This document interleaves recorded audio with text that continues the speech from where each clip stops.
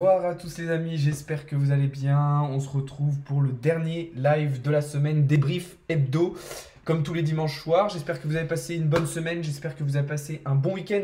Beaucoup de choses à dire aujourd'hui. Évidemment, on va faire un récap de ce qui s'est passé cette semaine en termes de résultats, en termes d'analyse technique et fondamentale.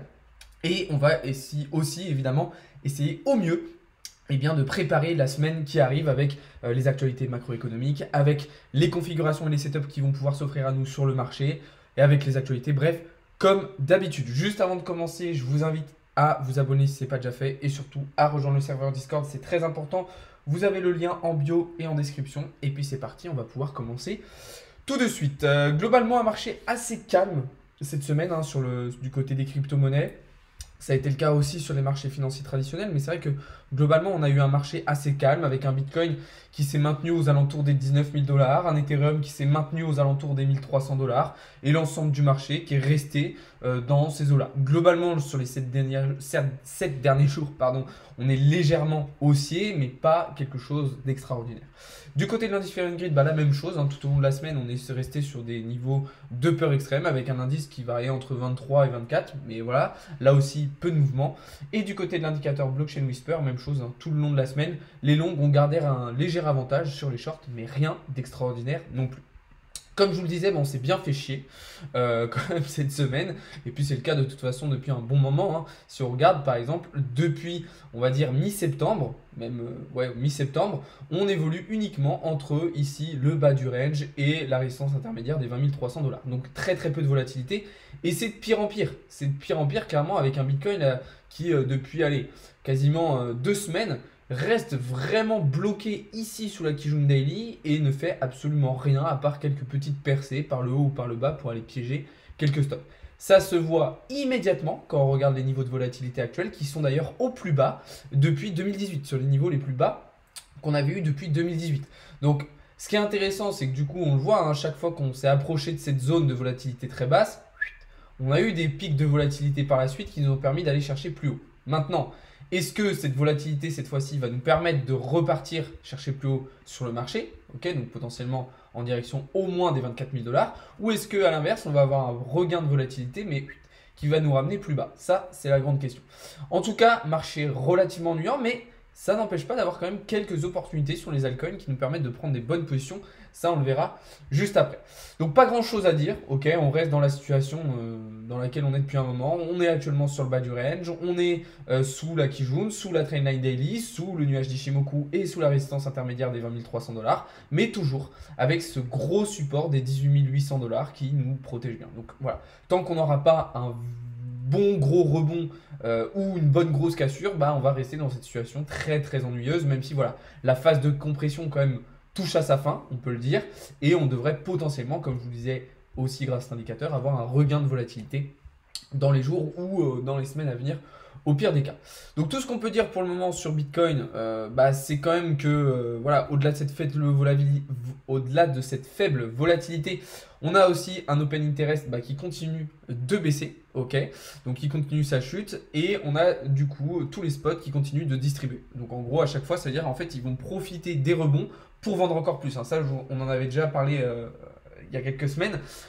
Autant les retails, les particuliers sur du futur ont tendance à énormément acheter en ce moment, autant les institutionnels qui sont principalement en spot, eux ont tendance à vendre énormément en ce moment. Donc c'est assez perturbant, mais du coup c'est quand même un comportement qui nous montre que potentiellement on pourrait aller chercher plus bas. Le fait qu'on a un open interest qui descende et des instits qui vendent en spot, c'est-à-dire que potentiellement ils s'attendent à ce qu'on aille encore plus bas, parce que sinon on aurait un gros comportement acheteur des institutionnels qui nous permettrait de repartir plus haut. Donc voilà ce qu'on pouvait dire déjà un petit peu sur Bitcoin. Je vais répondre aux premières questions s'il y en a et puis après on va pouvoir avancer sur toutes les autres choses qu'on a à dire parce qu'il y a beaucoup de choses à dire aujourd'hui. Il n'y a plus de vol, ça sert plus à rien.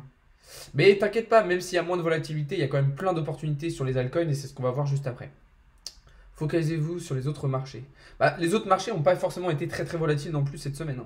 On ne trade pas le week-end sauf si tu veux te faire plumer. Alors c'est la raison pour laquelle le week-end, effectivement, je réduis énormément mon nombre de positions, mais il y a quand même des petites opportunités à saisir. Ça va, tu t'ennuies pas trop sur les cryptos? C'est compliqué, mais en vrai, il y a quand même plein de choses à faire. Et puis c'est maintenant qu'il faut construire, c'est maintenant qu'il faut build pour justement la suite. Tu nous montres l'Open Interest et tu nous parles du CVD, non? Bah alors, j'ai fait un lien entre les deux, effectivement, Baptiste. Entre les CVD Spot et l'Open Interest. Bonsoir Philippe, bonsoir, une petite analyse sur le gold. Demain on fera une petite analyse gold. Là, les marchés financiers trad étaient fermés, donc on verra ça demain. Je vais regarder tout ça, tout ce qui est altcoin, RIF, NIR, les gars, je vais regarder ça juste après. Vous tradez sur Binance? Non, sur FTX. Je trade sur FTX, les gars. Du coup, voilà, je vais investir sur Ethereum, j'espère que ça va descendre. Bah, tu peux déjà commencer à investir un petit peu maintenant en faisant du DCA, hein, dans tous les cas. Donc voilà, mais effectivement, on est sur des niveaux de volatilité qui sont très faibles. Effectivement, on n'est pas sur un marché qui est le plus passionnant, mais encore une fois, il y a quand même des opportunités. Et d'ailleurs, c'est ce que je vais vous montrer. Cette semaine, on a quand même pris un nombre de positions très intéressantes. Ok. Alors, je vais vous faire un petit récap de toutes les positions qu'on a prises, et juste après, je vais vous faire un résultat. Un récap des résultats qu'on a eu dans le serveur Discord. Et puis je vous parlerai aussi d'un petit truc intéressant. Si jamais vous n'avez pas le temps de copier mes trades, j'ai une solution pour vous. Du coup, en termes de position cette semaine, qu'est-ce qu'on a eu? On est rentré en short sur Atom, ok, suite à la cassure et au pullback sur la résistance ici des 12 dollars. Je vous rappelle qu'on était déjà rentré en short ici avec TP ici. Donc là, on s'est repositionné une nouvelle fois en short. On est rentré aussi en position sur le Apecoin, ok, suite à ce magnifique rebond sur le support. Donc là, ça démarre très bien. On est en short aussi sur AAVE en H4. Donc là, c'est les trades qui sont encore en cours, hein, pour la plupart. Donc là, AAVE, on est toujours en position. FTT, on a pris des belles positions cette semaine dessus. Alors là, elles sont plus affichées, mais on s'est bien régalé. Solana, on est toujours en position. Ok, alors on s'était repositionné à cet endroit-là pour ceux qui m'avaient suivi. Tout ça, c'est des positions que je vous partage dans le Discord, les gars. Donc là, on s'était repositionné sur Solana. Sur QNT aussi, on est toujours en short. Un trade qui s'est très bien passé, hein. On a quasiment touché toutes nos targets. Donc là, normalement, vous avez remonté votre stop loss au prix d'entrée. FTM aussi, on a pris une très belle position suite à la réintégration ici du support. Qu'est-ce qu'on a eu? On a eu ENS aussi sur lequel on s'est régalé. XRP. Franchement, ça a été une semaine de fou. Je vous ai partagé donc dans le Discord. Il y a eu 13 trades gagnants. Je vais vous montrer ça. Il y a eu 13 trades gagnants et seulement 3 perdants que je vous ai partagé dans le Discord. Et on a eu aussi plein de positions que je vous ai partagées en live. Ok, je crois qu'il y en a eu 5 positions que je vous ai partagées en live qui ont toutes été gagnantes. Donc je vais vous montrer ça. Hop. Donc voilà. Et sachant que voilà, comme je vous le montrais, on a encore 6 trades en cours qui sont tous en bénéf. Donc là, vous voyez, donc 13 trades gagnants. 3 perdants seulement, et on en a encore, et donc on a eu XRP, FTM, ENS et AXS aussi qui ont été gagnants. Donc on finit la semaine avec des résultats de fou, un très bon win rate, toujours avec un très bon risk management, ce qui nous a permis d'avoir des très bons résultats. Tous ces résultats-là, je vous les partage tous les dimanches, ok, publiquement dans mon serveur Discord. À chaque fois, vous voyez, je vous fais un récap. Donc pour ceux qui veulent voir un petit peu mes résultats en trading, bah voilà, vous avez tout sous les yeux, toutes les semaines, je vous partage mes résultats. Donc voilà, franchement, on se régale, c'est très intéressant ce qui se passe. Les membres partagent eux aussi leurs résultats, hein. Vous voyez, par exemple, ici, on a eu un résultat de 5400% de PNL sur un trade. Là, on a eu 116% sur Bitcoin. Qu'est-ce qu'on a? Alors, là, on a eu quoi? On a eu 296%, 500% ici, 164% ici. Là, j'ai partagé aussi les miens, 99%. Donc voilà, globalement, on se régale. On est sur des très bons résultats de toute façon toutes les semaines. Vous pouvez aller voir ça dans le serveur Discord.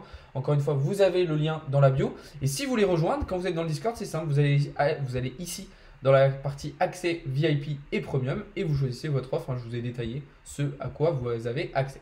Maintenant, pour ceux qui n'ont pas forcément le temps ou les connaissances et compétences pour copier justement ces signaux de trading que je vous partage quotidiennement. Ok, c'est dans le VIP, hein, vous voyez, tous les jours, je vous partage des signaux. D'ailleurs, je vous en partage un par jour gratuitement aussi, même pour ceux qui n'ont pas le VIP. Si vous n'avez pas le temps de copier, etc., je vous propose un service automatisé avec Harmonia Capital. C'est une société française de gestion d'investissement, ok, qui va vous permettre... Putain, il y a encore des gogoles qui ont envoyé de la merde là. Donc, qui va vous permettre d'investir dans du trading automatisé. Ok, là vous avez les résultats de Harmonia. Donc vous voyez, sur les dernières années, ils sont sur des très bons résultats. À chaque fois, ils arrivent à battre le marché. Donc ça, c'est super intéressant. Ils font donc Bitcoin, Ethereum, et si vous le voulez, vous pouvez aussi investir en Forex chez eux. Donc franchement, ça fait un moment que je bosse avec eux. C'est une super boîte. Ils ont des super bons résultats. L'équipe est vraiment superbe. Franchement, c'est génial. Donc, n'hésitez pas à aller checker. Vous avez le lien dans ma bio si vous voulez rejoindre. Et puis, dans le Discord, vous voyez, je vous ai fait une petite partie pour tout vous expliquer comment ça marchait, etc. Comment rejoindre. Je vous ai mis aussi des résultats sur les dernières années, etc. Donc, franchement, n'hésitez pas à aller voir ça. Et puis, de toute façon, si vous avez des questions, faut pas hésiter non plus à les poser. Parce que, franchement, je vous le dis, les gars, ça vaut le détour. Donc voilà, un petit peu en termes de résultats. Donc oui, on a un marché moins volatile. Oui, on a un marché un petit peu plus ennuyant, mais c'est pas pour ça qu'il n'y a pas des opportunités. C'est pas pour ça qu'il n'y a pas des choses à faire sur le marché en ce moment et qu'il n'y a pas d'argent à gagner. Donc voilà, il y a un petit coup à jouer en long AVE et en short AXS. Moi, je suis en short sur AVE, Baptiste, en swing. Après, ça va revenir, hein. Les volumes, je vous disais, ils sont au plus bas, mais il y a un moment, ça va revenir, les gars. Ça va pas rester aussi bas éternellement. Pourquoi t'es pas d'accord sur le short sur AVE, Baptiste? Ça m'intéresse. Moi, en vrai, mon short sur AVE, déjà, il a très très bien débuté. Et déjà, il faut savoir qu'en plus, alors pourquoi j'ai pris le trade sur AVE? Déjà parce qu'on a été rejeté sur une grosse résistance, ok?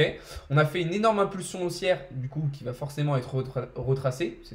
Le retracement, pour moi, n'a pas été suffisant, ok? On a de la liquidité à venir chercher plus bas.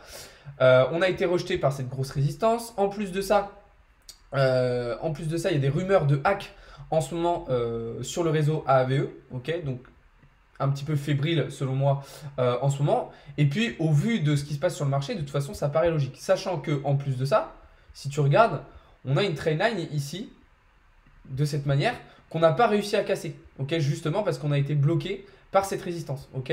On a cette trendline ici qu'on n'a pas réussi à casser. Donc pour moi, tant qu'on ne va pas avoir un signal vraiment de cassure, pour moi on reste baissier et pour moi on a été rejeté et donc on devrait revenir plus bas. Ok. Donc voilà. Après, si tu veux voir vraiment la manière complète de laquelle j'ai analysé AVE, je t'invite à aller voir les vidéos de la semaine dernière sur la chaîne YouTube et puis sur mon compte TikTok. J'avais fait des analyses plus poussées où j'expliquais vraiment mon avis, pourquoi moi j'étais rentré en short sur AVE. Donc voilà, moi de toute façon sur AVE, j'avais pris des profits à ce niveau-là. Ok, j'avais pris 25% de profit, je vous l'avais dit dans le Discord. J'avais remonté mon stop loss au prix d'entrée pour me protéger. Donc le trade se déroule à merveille. Donc voilà. Longue sur NIR, on va regarder ça. Bonsoir, tu ne fais que de la crypto, tu fais aussi des actions. Oui, je fais aussi des actions, Forex, matières premières, Sylvain. Tout est dans le Discord. Après, là, c'est le week-end, donc les marchés financiers sont fermés, les marchés financiers traditionnels, donc je me concentre vraiment juste sur la crypto. GMT, tu penses toujours que ça va dump jusqu'en bas? Oui, il y a de grandes chances, Alex. J'ai rejoint le Discord pour avoir un avis, je ne vois pas l'alerte par jour que tu donnes. Elle est dans la partie annonce master. En fait, il y a un trade par jour que je vous envoie dans le VIP, que j'envoie aussi de manière publique, totalement gratuitement pour tout le monde, dans la partie annonce. L'algorithme de vol est personnalisé. J'ai pas compris ton message à connaître. Donc voilà. Alors, vous me demandiez de regarder le NIR. On va regarder le NIR ensemble. Alors, où est-ce qu'il est le NIR? Il est là. Alors, moi, déjà, il faut savoir que le NIR, je l'avais bien shorté il y a maintenant un petit moment. Gros short, ok. Là, pour moi, on a cassé encore un nouveau support daily. Donc, pour l'instant, je reste baissier sur le NIR. On va regarder sur du weekly. Hop. Hop. Ok, bon, je vais supprimer quelques trucs qui ne nous servent à rien. Hop. Pour qu'on ait une meilleure lisibilité. C'est vrai que des fois, c'est important de faire le tri comme ça sur ces graphes avec tout plein de trucs qu'on avait tracés dans le passé qu'on ne supprime pas forcément. Pour moi, là, vous voyez, donc là, donc ça, c'était sur du daily que j'avais tracé ça. Je vais enlever celle-ci parce que elle ne nous sert plus à rien maintenant. Pour moi, ici, on a cassé une grosse zone de support. Ok, cette zone, elle est... je vais la mettre comme ça parce que du coup, là, sur du weekly, ça aurait plus de sens. On est sur une cassure en cours d'une grosse zone de support. Vous voyez, ici. Donc là, pour moi, après, le problème, c'est qu'il y a un peu de vide jusque au 1,88$. Pour moi, ça sera cette zone de liquidité qu'il faudra venir chercher. Ok, dans cette direction. Ok, ça sera dans cette direction qu'il y aura de la liquidité à venir chercher. Alors là, si rapidement on ne réagit pas et qu'on ne repasse pas au-dessus du support, pour moi, l'objectif, ça sera de venir chercher plus bas. Et vu le contexte du marché et vu mon scénario sur le marché, comme quoi on devrait corriger plus bas, pour moi, je suis toujours baissier sur NIR, comme sur beaucoup d'altcoins. Mais vous voyez que pour moi, c'est vraiment cette zone-là qu'il faudra venir chercher. Là, On aura un petit support intermédiaire au niveau des 2,60 $, mais pour moi, ce ne sera pas suffisamment solide. Donc voilà. Après, sur du court terme, on va regarder, mais sur du plus court terme. Pourquoi vous étiez plutôt parti sur l'idée d'un long, vous, dans le chat là? Pourquoi vous étiez parti sur l'idée d'un long sur Nier? Comment rejoindre ton Telegram? C'est pas sur Telegram, moi c'est sur Discord, Mohamed, pardon, t'as le lien dans la bio. D'ailleurs, je vous invite à me suivre sur le Discord. Tu maîtrises le pad tellement bien. Comment ça? Le pad de mon Mac, tu veux dire?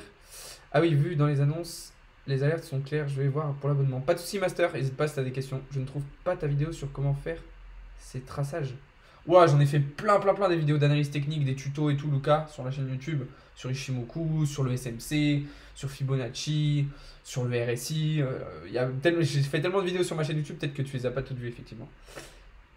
Vous faites partie d'un MLM? Absolument pas. Bonsoir, tu es en short sur AXS? Non, je suis sorti.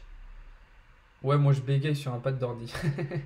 Bah, c'est vrai que j'aime bien. Après, des fois, voilà, j'utilise ma souris quand je travaille de manière plus chill. Mais là, comme ça, quand je suis sur du live pour de la réactivité, j'aime bien le pad. Parce que BTC risque de monter et faire monter les altcoins. Moi, je crois clairement pas à une hausse du BTC là. Je crois clairement pas à une hausse du BTC, les gars. Donc voilà, donc comme je vous disais, volatilité assez faible, mais quand même beaucoup d'opportunités sur les altcoins. Il y a quand même plein d'opportunités à saisir et c'est pour ça qu'on s'est régalé cette semaine dans le serveur Discord. Donc vraiment, n'hésitez pas à le rejoindre, les amis. Vous avez le lien dans la bio. Donc voilà, la semaine prochaine va être une semaine encore une fois très importante. Ok, d'un point de vue macroéconomique, on va notamment avoir des gros résultats d'entreprises. Ok, des résultats trimestriels de Microsoft, Google, Amazon, Apple, Meta, Visa, Mastercard et Twitter. Donc des grosses actions, ok, grosses actions qui pourraient faire évidemment bouger les marchés financiers traditionnels, Nasdaq, S&P 500, qui sont toujours sur des niveaux décisifs. Maintenant, ce qu'il faudra surveiller pour la semaine prochaine, ça sera évidemment le comportement du DXY qui a chuté un petit peu ces derniers jours, mais qui se maintient quand même. Après, voilà, vous savez, hein, si on a un DXY qui part vraiment sur un retournement, ça pourra donner de l'air aux cryptos. Mais on voit que, voilà, sur les derniers jours, par exemple, on a eu un DXY qui a baissé et ça ne nous a pas forcément aidé sur les cryptos. Donc voilà, beaucoup de choses à surveiller cette semaine. Ok, donc avec ces gros résultats d'entreprise, on va aussi avoir beaucoup de résultats du côté français et allemand dès demain matin. Ok, avec du coup les résultats des indices des prix à la consommation et à la production. Ok, on aura le sentiment de confiance du coup des consommateurs américains à partir de mardi, donc là aussi très important. On aura un sommet allemand sur le climat. On va avoir les CPI australiens mardi soir. Mercredi, très grosse journée encore une fois, puisqu'on va avoir la Banque Centrale Européenne qui va s'exprimer sur plusieurs sujets, ok, au niveau climatique, économique. Ok, il y a déjà eu la semaine dernière Christine Lagarde qui a fait un discours. Jeudi, pas grand chose d'intéressant selon moi. Ok, il y aura quelques petites choses, mais pour moi, c'est pas ce qui va forcément le plus impacter les marchés. Mais par contre, on voit que voilà, vendredi, on aura un retour de très grosses annonces, notamment avec le Trésor américain qui va faire son rapport, mais aussi les indices de prix à la consommation américain. Du côté du Canada aussi, on aura des résultats. Donc bref, je vous détaillerai ça demain matin comme d'habitude. Mais encore une très grosse semaine macroéconomique, couplé à ça des résultats d'entreprise très importants. Donc ça va bouger, ok, pour moi sur les marchés financiers traditionnels la semaine prochaine. À voir si on aura aussi du coup une réaction du dollar qui pourrait nous permettre d'avoir un regain de volatilité sur les cryptos. Mais il y aura plein de choses à surveiller du coup sur les différents marchés et selon moi beaucoup d'opportunités. Donc si vous voulez rien louper, encore une fois, rejoignez le serveur Discord, c'est vraiment là-bas que je vous partage tous les amis. Donc n'hésitez pas à aller checker. Vous avez le lien dans la bio, n'hésitez pas à vous abonner et à aller regarder un petit peu ce que je fais sur les différents réseaux sociaux. Le site sur lequel j'étais, c'était Forex... Attends, j'ai un doute. Forex Factory, voilà, c'est ça. Ouais, Forex Factory. Des fois, je confonds avec Investing. Donc voilà, on va avancer un petit peu dans le live, les gars. J'ai encore plein de choses. Enfin, les gars et les filles, j'ai encore plein de petites choses super intéressantes à vous montrer. Notamment ça, du côté un petit peu analyse fondamentale. Je suis tombé sur ce graphe ce matin, je le trouvais super intéressant. En gros, représentatif de ce qu'est Bitcoin aujourd'hui. En gros, Bitcoin, c'est l'actif le plus rapide de l'histoire à avoir atteint les 1000 milliards de dollars de capitalisation.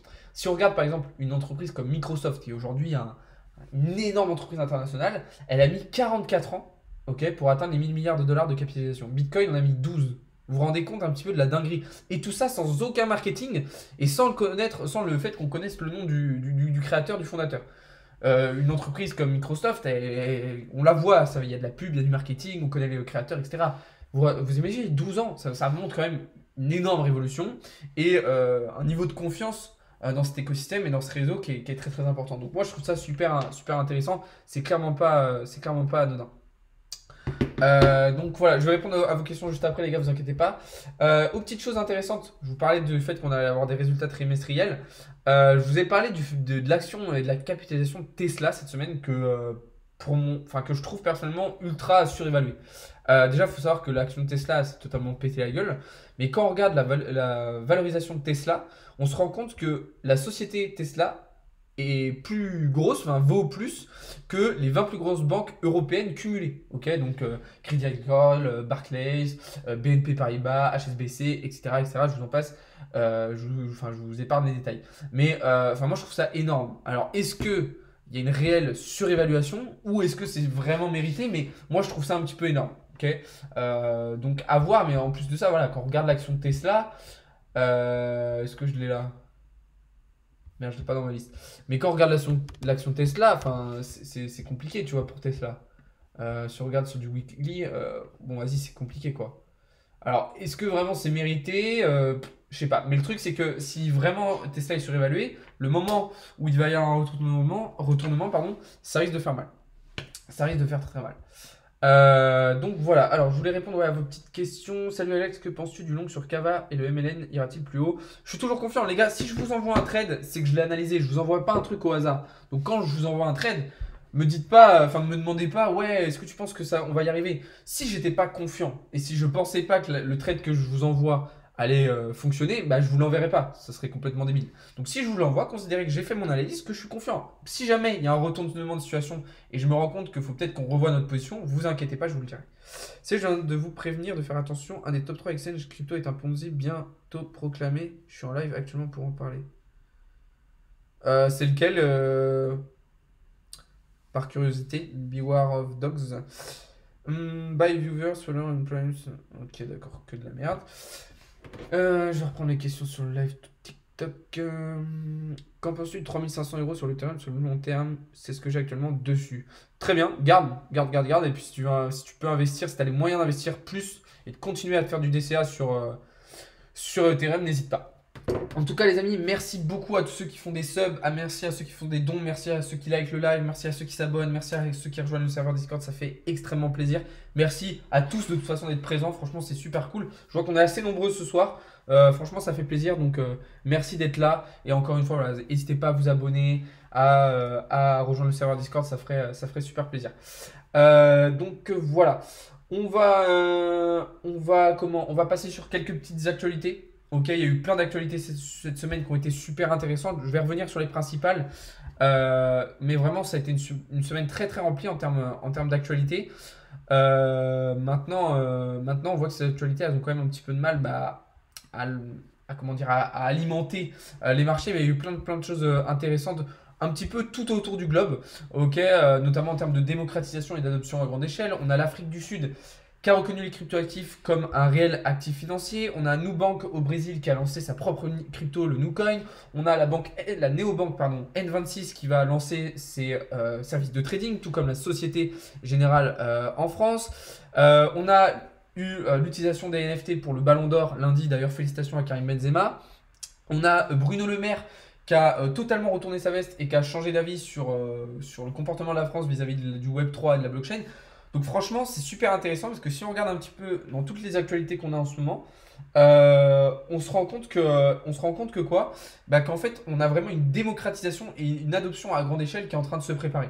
C'est-à-dire que vraiment, on a de nouveaux acteurs qui continuent de rentrer, qui continuent d'investir. Alors ça ne se ressent pas encore forcément sur le marché, mais vous inquiétez pas, ça va arriver. Et ça va permettre d'accélérer tout ce processus. Et franchement, moi, je suis super heureux de tout ça. Il faudrait faire des lives plus longs pour plus d'abonnés. Mais des fois, je fais des lives de plusieurs heures Optimus. Après là, tu vois, on est déjà sur une bonne demi-heure de live, donc c'est plutôt cool. Mais la semaine, je fais des live trading de 3 heures des fois. Donc ça, c'est cool. Donc voilà un petit peu ce que je pouvais dire là-dessus. Les apps indispensables que tu conseilles. Bah ça dépend, ça dépend. Pour faire du trading, de la DeFi, ça va dépendre de quelle utilisation tu vas avoir. C'est comme les personnes qui me disent, oui, tu conseilles quoi comme site, comme exchange ou comme application crypto. Bah ça dépend. Si tu veux faire du trading, il va te falloir TradingView, CoinAnalyse, FTX, Forex Factory, Kingfisher, des choses comme ça.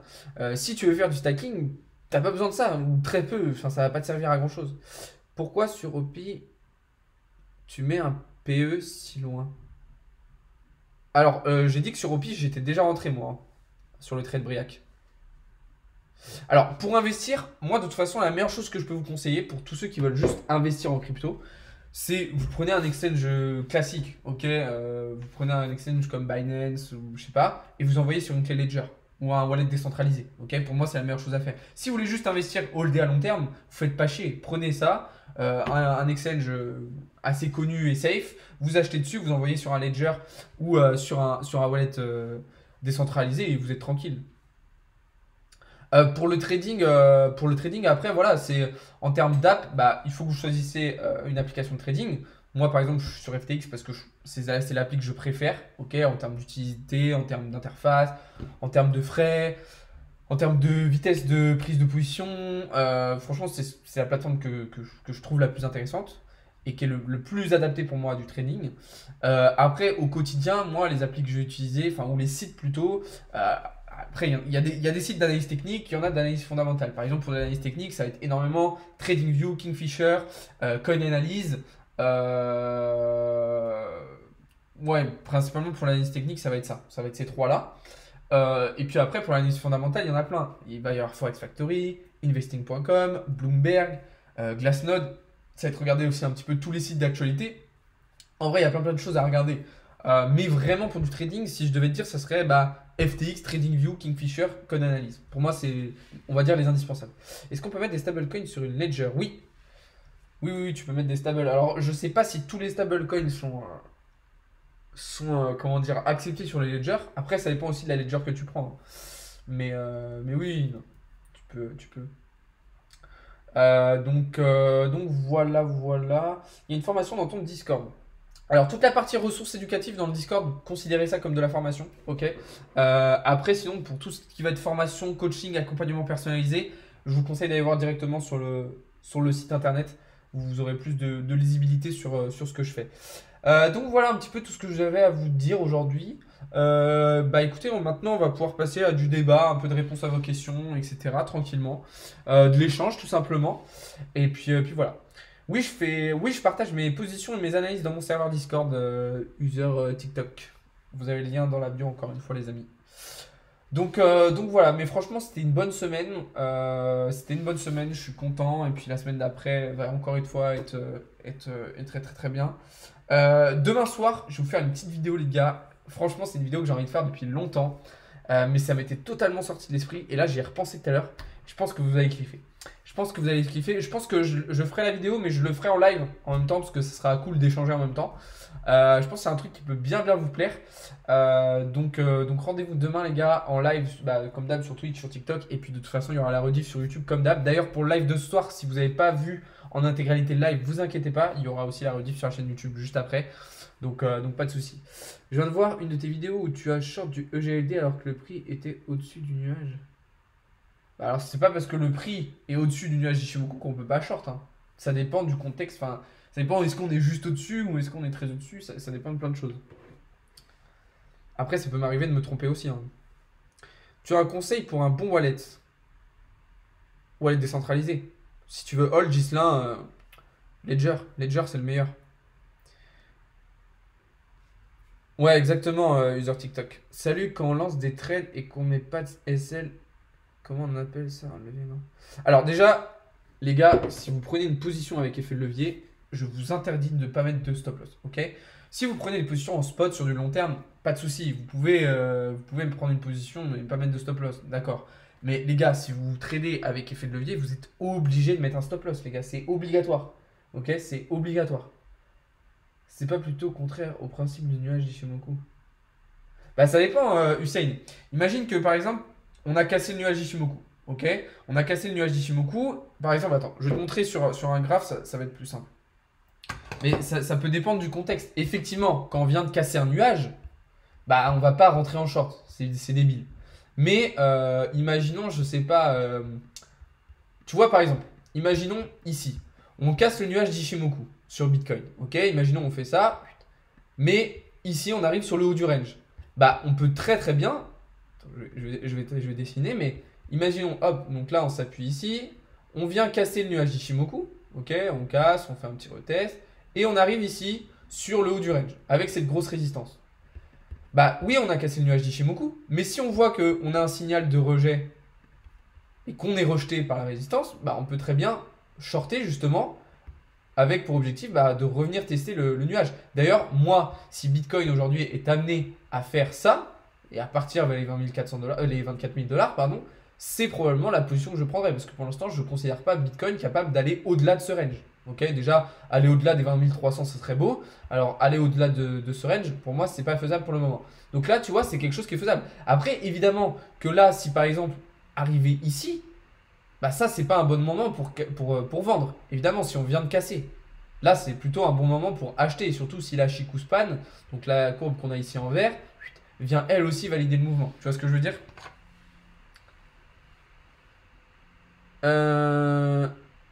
Alexandre, je recherche le broker le plus voleur.